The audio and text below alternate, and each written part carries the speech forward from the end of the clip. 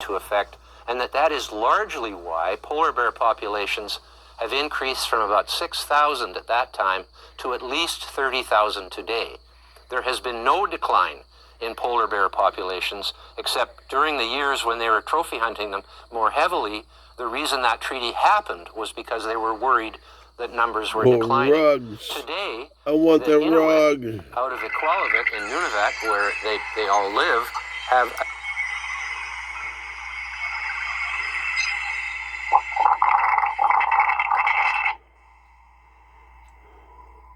Bet you think your rig is pretty cool, right?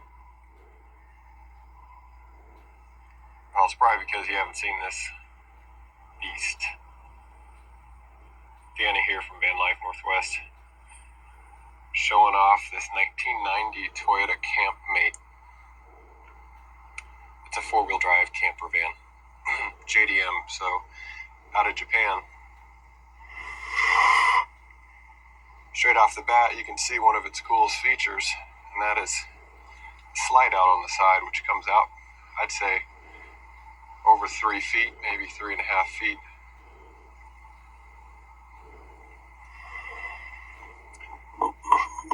Now, this is not your typical camp mate either. A lot of work went into this rig to make it not only unique, but off-road ready. First off, the paint, that's not a stock color. I repainted it. Stock color on one of these bad boys is that two-tone teal and white, which in good shape looks pretty cool, but you may agree, I think this warm silver is a lot more badass.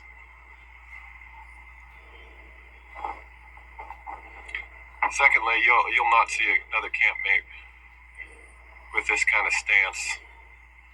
I raised this thing about 2.5 inches. Squeezed just about as big of a tire as you could fit on this thing. No rubbing issues. Got it all straightened out. Drives great.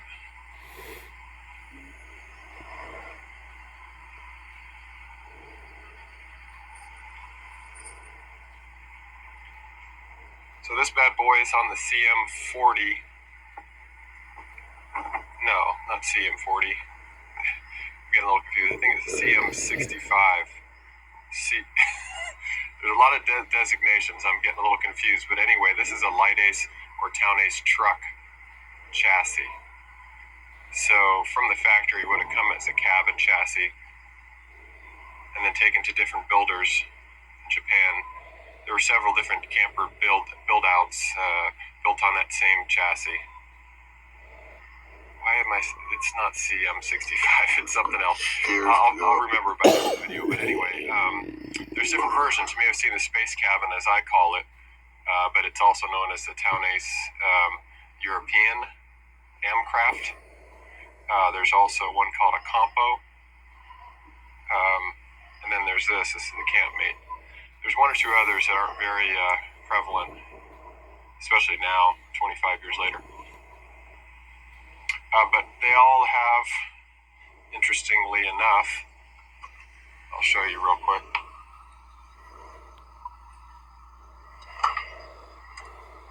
5 on the tree, so that's a 5-speed manual column shift.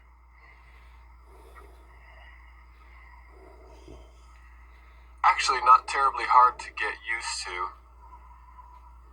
but certainly not as easy as an automatic, especially when you're switching over to right-hand drive. Down there's the shifter. It has high and low range, 4-wheel drive. Clinometer. Out of Iqaluit in Nunavut, where they all live, have adopted a new management plan for polar bears, which first, it allows people to defend themselves from polar bears. They would get in trouble if they killed a polar bear because it was attacking them in the past. And they've also made it very clear that the scientists from the south who come up there for a couple of weeks of the year don't know what's really going on in the Arctic. It's the people who live there year-round in the Inuit villages who know that the polar bear population has increased dramatically and has now become a threat. They have to control the bears. Now, why would the polar bear population grow if the ice was receding? And they say if the ice recedes, there'll be less habitat for the polar bears to go out and catch the seals.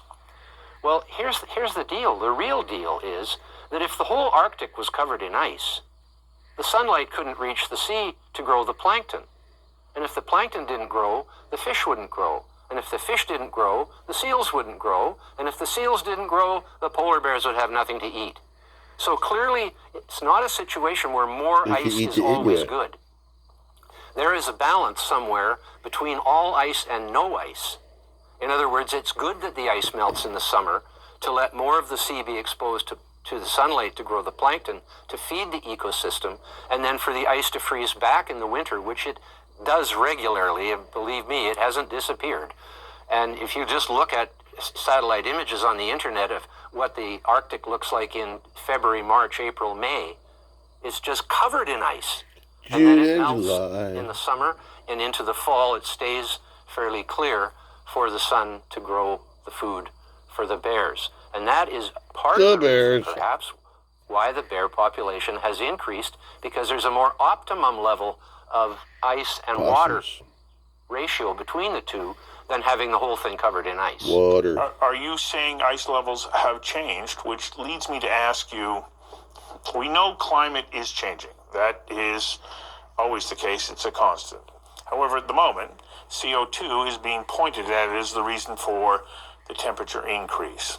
And because climate is changing, and well, you don't agree with the hypothesis as to why, what is the impact of a rising CO2 level?